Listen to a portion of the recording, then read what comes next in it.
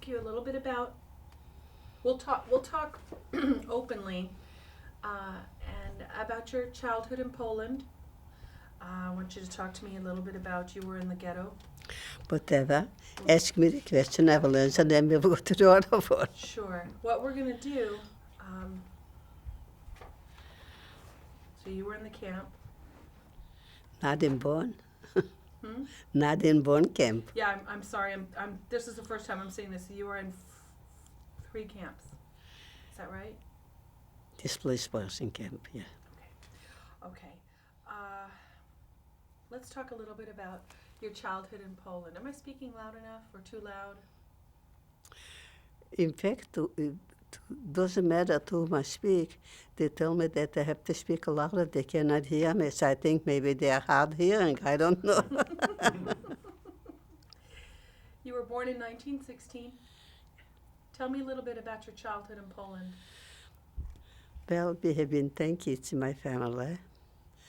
6 girls, 4 boys. 1 boy died when he was 1 year old.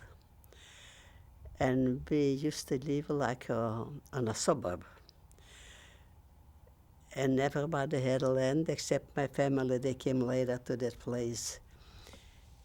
A priest gave the land to the Jewish people. There were just 18 families, and they called it the Jewish colony. We had a school. We had a synagogue. We had a rabbi, if you know what it means. And we were living quiet. We have teachers. They came from Vilna. And my two older sisters helped out in the school. And we used to buy books every year. Ask me from where we got the money. A lot of them had a lot of land. And in the summer when we didn't go to school, we used to go and work for families who had a lot of land and they paid us money. And we collected all the money and they bought books. We used to live about 30 miles from Vilna. Vilna is the big city. We used to belong, like Tennessee is a big state. We belong to Vilna. Vilna became a ghetto. Oh, yes. And in fact, and people from the vicinity, they brought to Vilna too. But I was married then, and I went straight to Vilna ghetto. I was married in 37. You were married in 1937 before the invasion. Yeah. You had a little girl. Yeah. How old was she?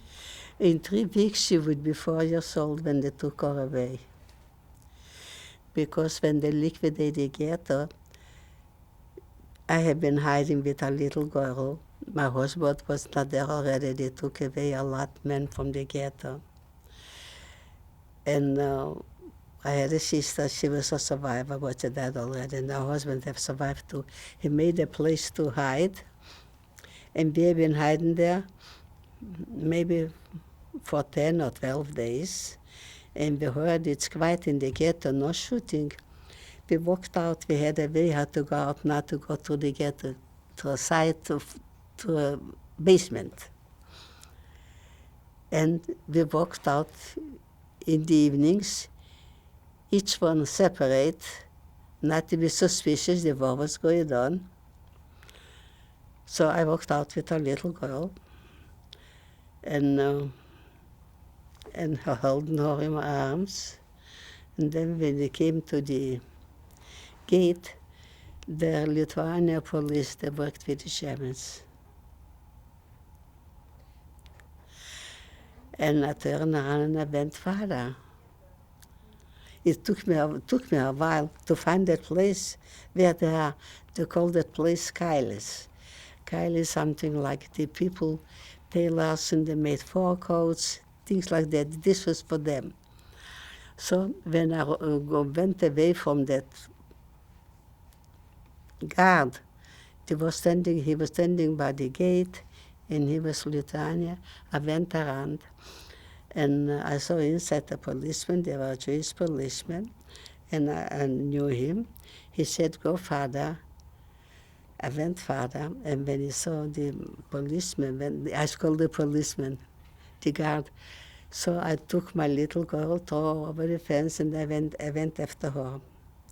And we were there for 4 months. You put your daughter over the fence, and Yeah. then you climbed over the fence. Yeah. And you lived in that ghetto for 4 months. No, not in the ghetto. Not in the ghetto. This is a special place where the tailors, the people who used to make the fur coats, the ghetto was liquidated already. Okay. And we told the kids not to talk and not to cry. If the Germans will hear them crying, they will be killed. So when I came back with her from the ghetto after the hiding, I started to talk to her. I said, Mother, don't talk, the Germans will kill us. I told her the Germans are not here. And she had like a quarter of a size, the piece gray hair. Red hair and gray hair in one place. For a child like this. She always used to tell me, my dad is not alive, my dad is not alive. My daddy had been killed already. And I used to tell her name was Chaya, I'd call her Chayala. Don't worry, we will go to the train, we will meet the daddy. Daddy loved her so much. Daddy have survived, but not the daughter.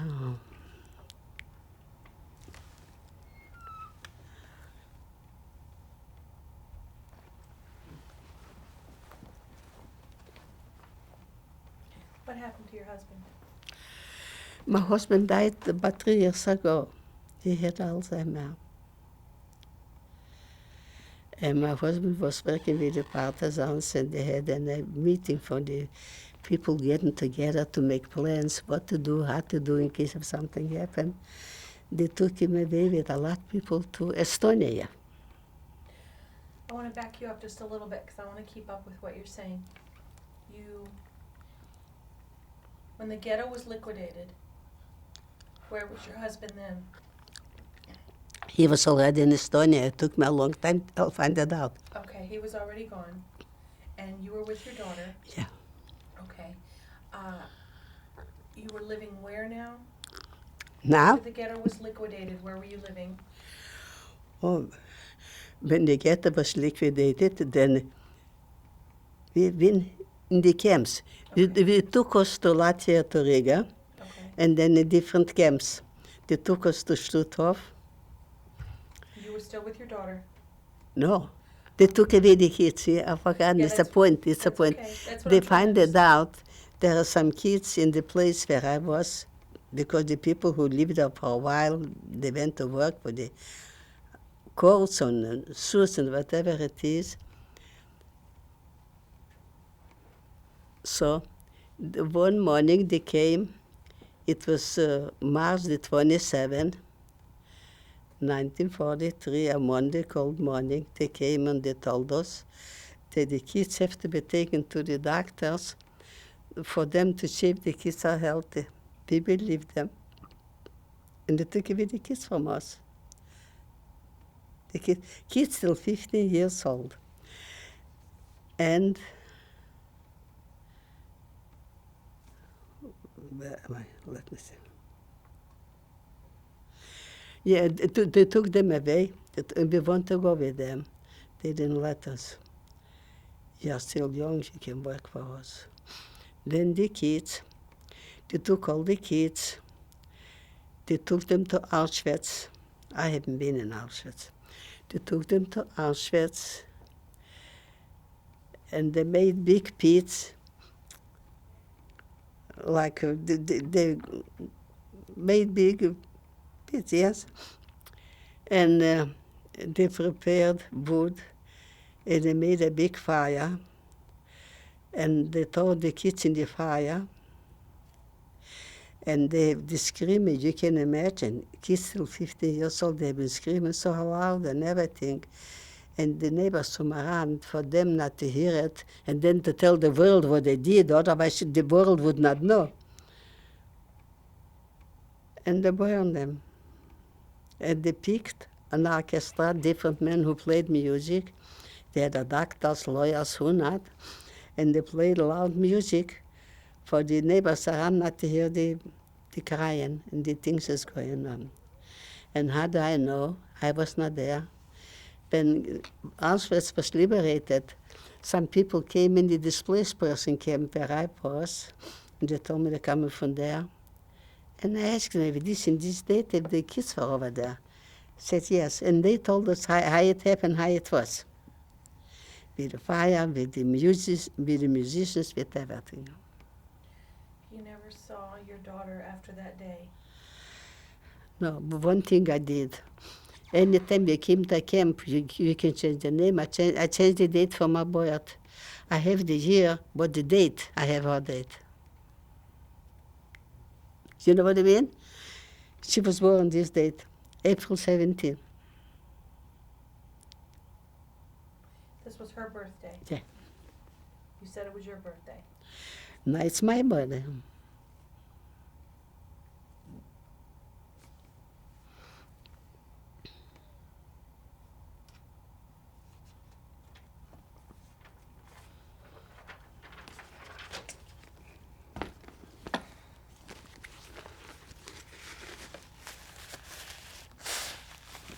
She was not as my child. She was pretty. Red-headed, black eyes, a dark skin, little nose and little mouth, and so smart. She used to tell me, beautiful mamchiku, mamchiku, mother. And she had gray hair, like a spot, like from my father.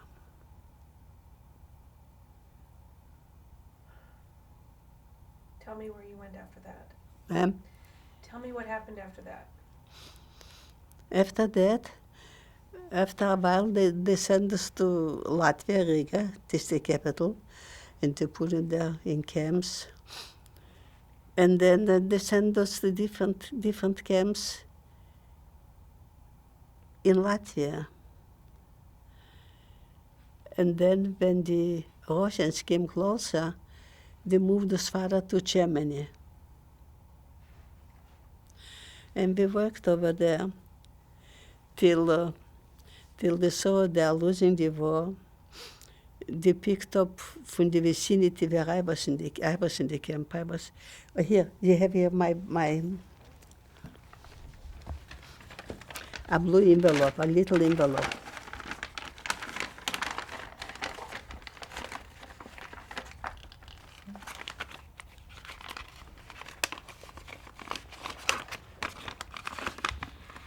Here. Mildov, KL, Konzentrationslager. This is the number. This was the number you were issued in the camp? Yeah.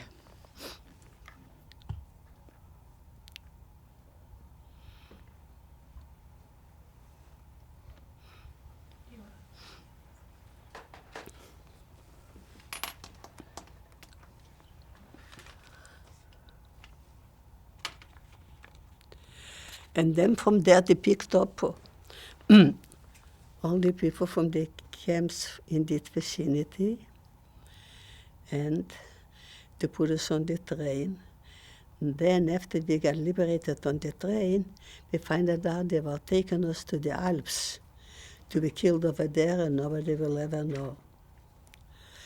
So when the train had stopped, we were on the train, we saw the jeeps through the windows.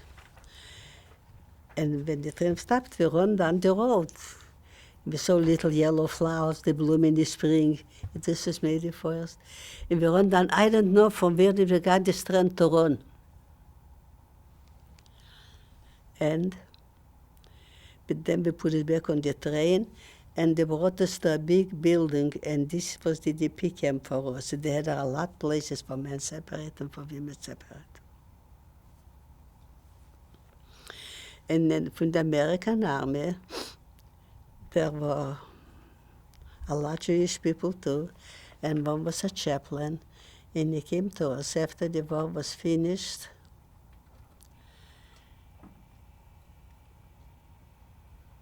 And he told us he speaks our language. If anybody of you has some relatives in the United States, I can send a telegram for you. So At this time, did you know where your husband was? No. Still Later I didn't? will tell you about my husband. About Help my, me out with just understanding something. How long had you been since you'd seen your husband? At the time of liberation, how long had it been? I don't know, I think 4 years. 4 years? Since the ghetto? They took him away from the ghetto. So you didn't know if he was alive? No, Your parents had died in the ghetto? I didn't know if he's alive. My parents, They died in the ghetto, or they were killed my parents, before they were taken my to the parents ghetto? got killed before. They used to live in a suburb, and they brought them to a station, and they have to they give them shovels, they take out the ground, and for them to stay around this, and they shoot them in the fell in the pit.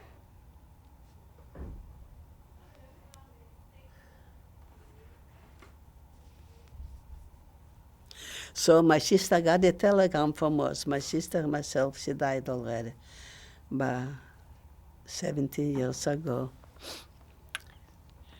She was very happy. At the same time, I had a brother, I still have him. He got liberated by the Russians. Well, my husband got liberated by the Russians. But my brother came to Vilna before my husband. He was closer. He was far. In fact, my husband joined the Russian army for a while. I have his suit. So what I want to bring it out. Oh, so my sister sent a telegram to my brother to Vilna because they can correspondent because the war was over there. It's over. When America was not involved with the war, they just sent the army. I wish they would send a little bit sooner, so more people would survive. So she told him in the telegram that Esther and Zina are alive in Feldafing, Germany. It didn't took long. My husband came to Vilna because this is the city where we used to live. And my brother showed him the telegram. So, let me see. And that I am alive and my sister is alive. And he came in November. Everything went so fast. And my sister with her husband from Memphis made out papers for my sister with her husband and for me with my husband. If they are not alive, it can happen. If they are alive, they will come. And we came over here, made it one in 1946, a year after the war. A lot of people are still looking for relatives. And we were so lucky. And if we wouldn't come, I don't know if I would survive because I worked in a factory when I came over here, Brazil factory. And they took some X-rays from all the people. They found something on my X-ray. They found out that I have tuberculosis. After the war and after everything, I had tuberculosis. I was over there for 13 months. Tell me about, I know you talked about it a little bit, but tell me a little bit more about Day of Liberation. You were liberated May 1st, 1945. Yes. Tell me about that day. Well, United States, everybody knows it's the end of the war. They used to get packages from United States, food. They used to get clothes. I have a picture, I think, somewhere. I have a coat what they send it to us coats. In fact, my sister and me, we give them the food they used to bring from a special kitchen they used to cook. My sister and me, we used to give the food. We had a whistle and blow, it's time to come to eat. And we give out also the clothes too. And we were over there, we had something to eat. We had butter, and we used to cook, as long as you were not scared. But it was very pitiful. And after a short while, we have organized a dramatic group. The picture belongs to the dramatic group. I was a member. And we used to have plays, and people used to come and pay. And they used to come and sit to cheer them up a little bit.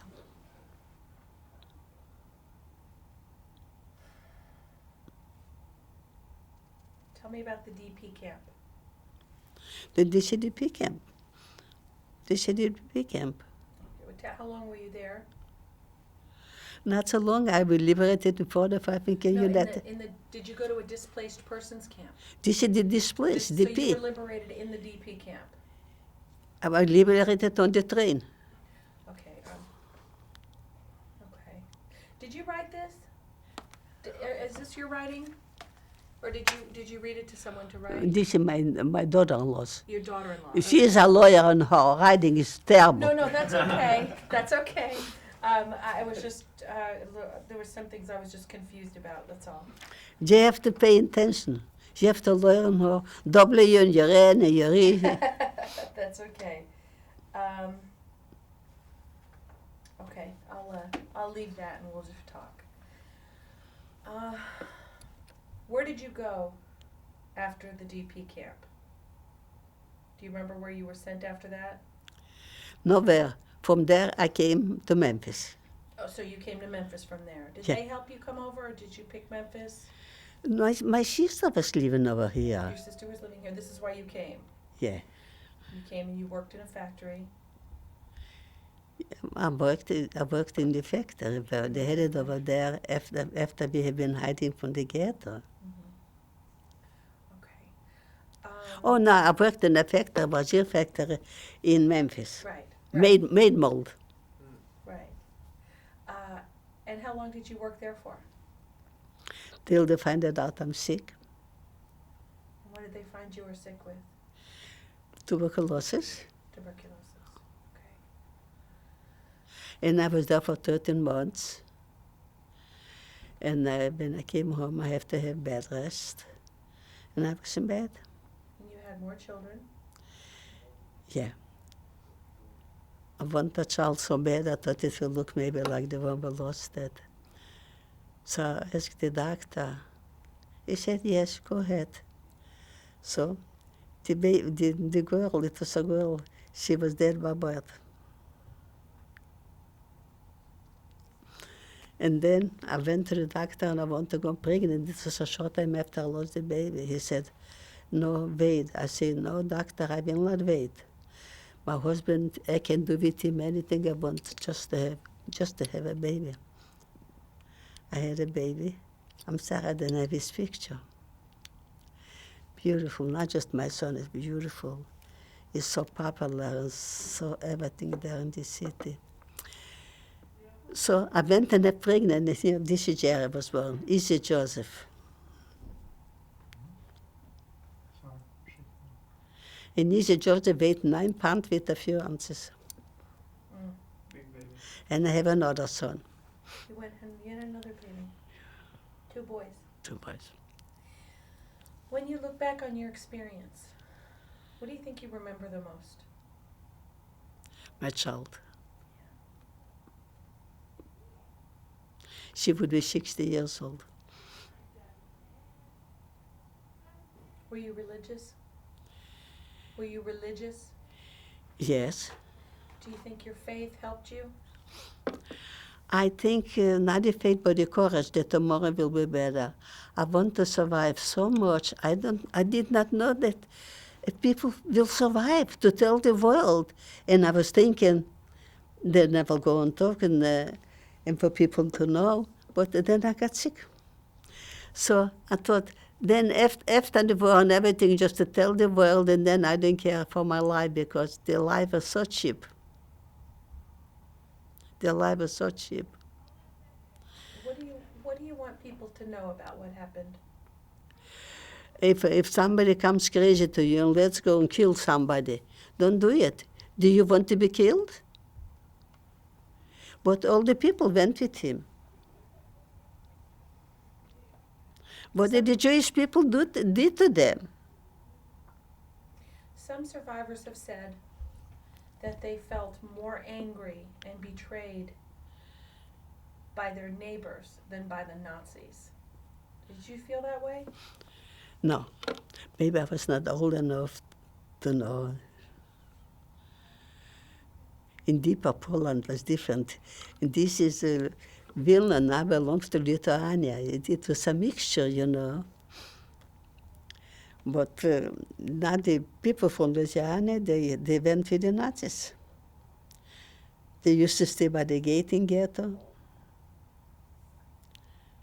If somebody had something, brought something, a few potatoes or ball or whatever it is, they used to beat you up and throw it out. How do you deal with the memories? It's very funny. I go for something, I forget what I need.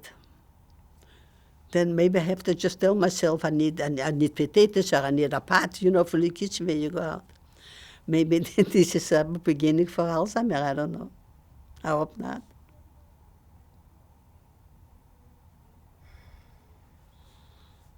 Is there anything I didn't ask you that you'd like to add? I know your daughter-in-law is sending me more paperwork. Is there anything you'd like to add?